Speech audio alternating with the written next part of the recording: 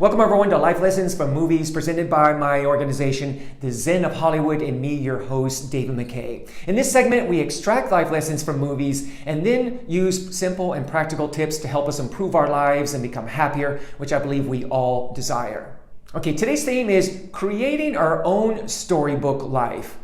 And we'll examine this theme through the film Goodbye, Christopher Robin, starring Domhnall Gleeson and Margot Robbie. Please know there are spoilers ahead. Okay, this film focuses on A.A. Milne, the author of the popular children's book Winnie the Pooh, and his life in England right around 1920s when he started writing his books.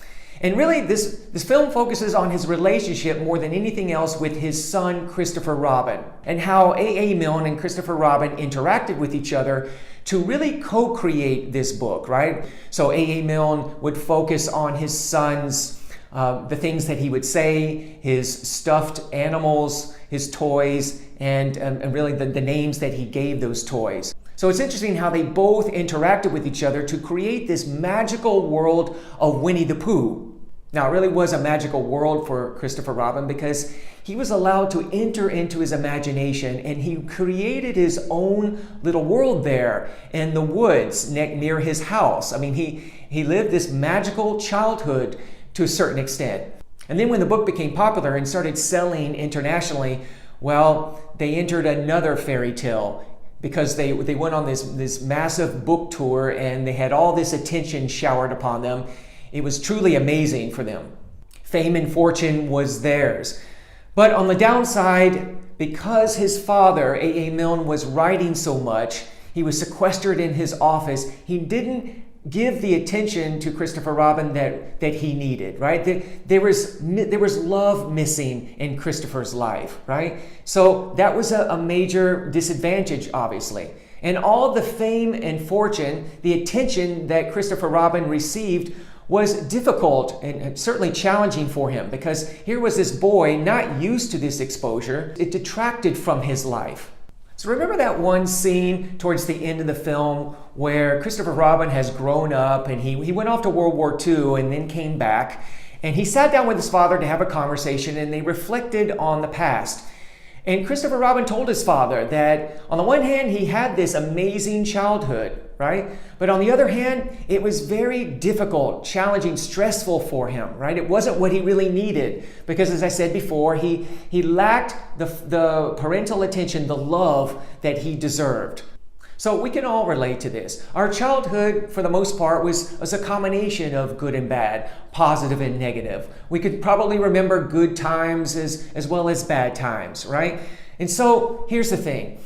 This film is perfect in that it really is teaching us about how we create our own lives. And that if we want to create this storybook fairy tale life, the one of our vivid imaginations, right? To manifest what we truly want in our hearts. We can do this, right? Life can be as magical as we want it to. Now, this is very important to know because we have a tendency to think that life is independent of us, right? The world just passes us by, right? And we have very little to say about the events in our world. But the truth is, everything that enters our life is because of us, because of the energy that we're focused on and the energy that we transmit.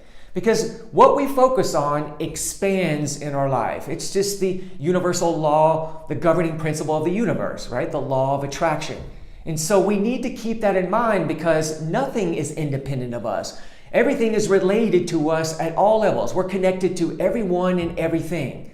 Now, of course, some things we all share. In other words, some things in the world are a product of our collective consciousness. That's true. But there are as many worlds as there are inhabitants on this planet. And so we need to keep that in mind. So again, if we want to create our storybook life, we can. Now, by storybook, I don't mean fantasy, right? I'm not talking about creating this fantasy that's not based in reality, right? We don't want to follow, in other words, the ego, which is all about pursuing pleasure and avoiding pain and trying to find immortality on the material plane. All of that, of course, is just fantasy, and that's going to lead to pain and suffering.